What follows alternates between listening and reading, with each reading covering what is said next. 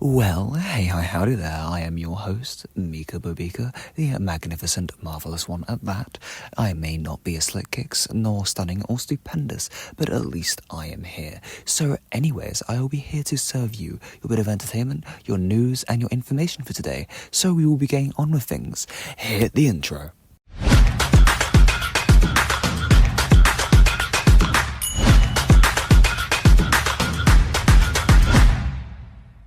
So, lovely listeners and truth seekers, we have our first bit of headlines. Now, for our first and only headline for this segment, we have medical drones for rural healthcare in Missouri.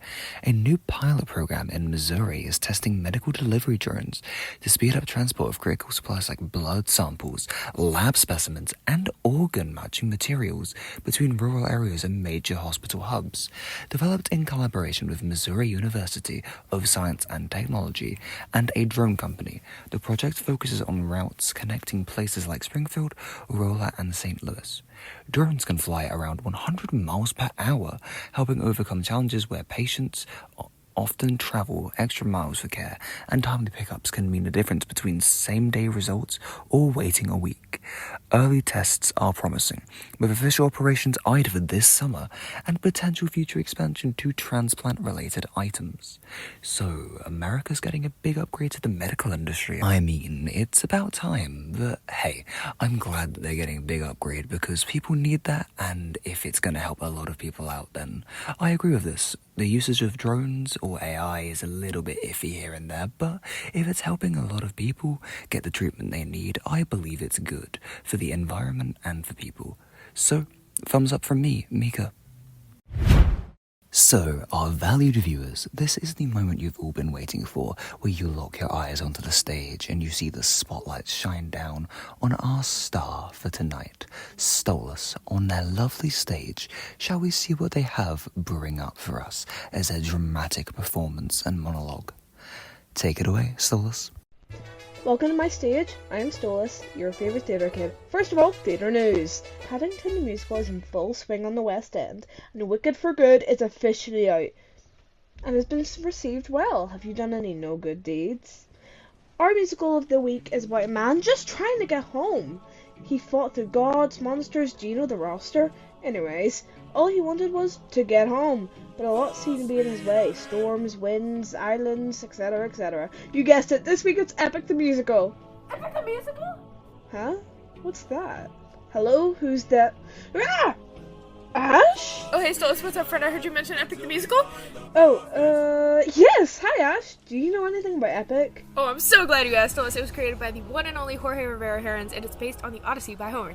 One of the cool facts being, it will be fine, Athena never tells Telemachus who her friend is, but the music plays the Odysseus motif in the background, specifically the one that plays in Odysseus, where his name becomes repeated over and over, the Odysseu. Not only does it play his motif, but it goes back and forth between that, Athena's, and Telemachus's. Oh, that's actually so cool. I love Greek Did you know there were actually several reoccurring motifs, such as the character motifs, Desperation, the Storm, and even generational motifs, which are really cool because those are passed down between Anticlea, Odysseus, and Telemachus, and which most people don't know is where Odysseus has his motif. That's actually not his motif, it's Anticlea's, but minor. Whoa, that's so cool. Actually, I heard that Telemachus has the instrument indie piano. Unlike the other characters, though, he has another instrument which is considered string ensemble, which is a mix of both Odysseus' acoustic guitar and Penelope's viola and violin. That's probably all. Haha, funny joke, Stolas. You really think that would be all? Okay, Odysseus never conveys his feelings towards Eurylochus and the windbag and Scylla. His feelings are actually conveyed in the sense that Scylla's motif is played by Odysseus' acoustic guitar in that moment in the background, symbolizing how he was connecting with what Scylla was conveying whenever she sang. Oh, I think that's actually all the time we have. No, it's not, because did you know that most duet songs would have overlapping character motifs throughout? For example, when Athena states it very well, and I can't help but wonder, her piano motif plays over Odysseus' Penelope motif. In God Games, Athena plays with Telemachus's. This happens most of the time when characters seemingly have to say goodbye, but generally just when both of them are singing the same song, or it's implied that one of them is being brought up. Whoa! Okay, so now that's all the time we have for today. Take it away, Ash. 'Cause I'm stuck with your stories, but no clue who you are. No idea if you're dead or just too far. Somebody tell me, come and give me a sign. If I fight those monsters, is it you I'll find? If so, then give me sirens and a cyclops. Give me giants and a hydra. I know life and fate are scary, but I wanna be legendary. I'll fight the harpies and chimeras, the minotaur, even Cerberus. I know life and fate are scary, but I wanna be legendary. Any of you avid and attentive listeners may have realized, oh wow, that's a rerun from ye olden times of the Daily Riff. Now you may be wondering, is Solus dead? Missing? Did they happen to disappear one day in a puff of smoke on stage and never return, even though the trapdoor never opened? Find out next week. But anyways, that was wonderful. I love hearing Ash's voice, and especially hearing facts about Epic the Musical, so thank you very much, you two, despite the rerun nature. So, we shall be moving on with the show. So then, my nosy little nymphs, for current events going on in the world, you may be wondering, what is going on at the minute? So then, in California in 2026 is experiencing extreme weather marked by a record-shattering March heat wave, early season red flag fire warnings in May, and a super El Nino accelerating in the Pacific. A dangerous early season heat wave in May 2026 brought triple-digit temperatures, near 100 degrees Fahrenheit or 37.8 degrees Celsius, to the Sacramento Valley, resulting in increased wildfire risk. I wouldn't call that a fun event, but nonetheless, it is an event. Though I do feel bad for any of those living in the area, and please try to stay hydrated and as cold and cool as possible in those times. Now then, shall we be moving on to a little less of the sad stuff? Dear viewers, any history buffs, we may be wondering, what did happen today in history, being the 14th of May 2026?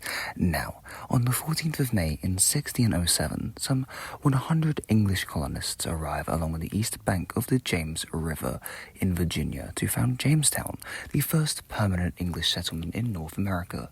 Dispatched from England by the London Company, the colonists had sailed across the Atlantic aboard the Susan Constant, Godspeed and Discovery. Upon landing at Jamestown, the first colonial council was held by 7 settlers, whose names had been chosen and placed in a sealed box by King James I. The council, which included Captain John Smith, an English adventurer, chose Edward Wingfield as its first president. Wow, that's actually pretty cool. As an English person, though, I don't respect colonizing. But also today, on May the 14th, 1796, Edward Jenner took fluid from a milkmaid's cowpox blister and scratched it into the skin of James Phipps, an 8-year-old boy. A single blister rose up on the spot, but James soon recovered. On July 1st, Jenner inoculated the boy again, this time with smallpox matter, and no disease developed. In a publication 3 years later, Jenner first used the term vaccine for the treatments from the Latin word for cow. Doctors all over Europe soon adopted Jenner's innovative technique, leading to a drastic decline in new sufferers of the devastating disease. I remember learning about that in history class in secondary school, but I didn't really know that the, word vaccine came from cow. That's actually a little bit weird. Imagine just a doctor coming up to you and going, yes, would you like a cow injected into you? Oh, well. On to the next part of the show. Of course, our fact fiends are back for more headlines. Well then, for our last headline of the day, that isn't just some blast of the past. We have Hawaii turns ocean plastic into road pavement. Researchers in Hawaii are recycling ocean plastic waste, including discarded fishing nets known as ghost nets, and beach debris, into asphalt for paving roads. The Nets to Roads initiative, led by Hawaii's Pacific University Center for Marine Debris Research, has already removed around 90 metric tons of plastic from the Pacific. Wow, that's a lot. The shredded and processed plastic, mostly polyethylene, is mixed into polymer-modified asphalt and tested on Oahu roads. Early results suggest the material performs well with minimal risk of shedding additional microplastics, offering a practical way to tackle marine pollution, reduce landfill usage, and create more durable pavement in an island environment heavily impacted by ocean trash. So, a lot of good for the environment then as of late. I'm glad to hear that Hawaii is turning things around for themselves as an island nation. Good on them. to continue on with stuff then, we have... Oh, wait, we don't have a second segment, do we? Ha, I got you there.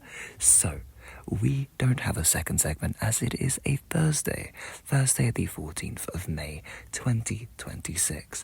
But at least I acknowledged it. With that little pull of the rug out of the way, we shall be moving on to the show. Listeners, you have made it to the end of the show. Congratulations, you get an invisible token of my appreciation, or an invisible medal, depending on how, low your self-esteem is. But either way, thank you for making it to the end. I, of course, have been your magnificent, marvelous, magnificent host, Mika Bobika. I said magnificent twice, because it's really true. Now, I hope you have a wonderful day, and enjoy your 14th of May, 2026. So with that, I am signing off. Bye-bye.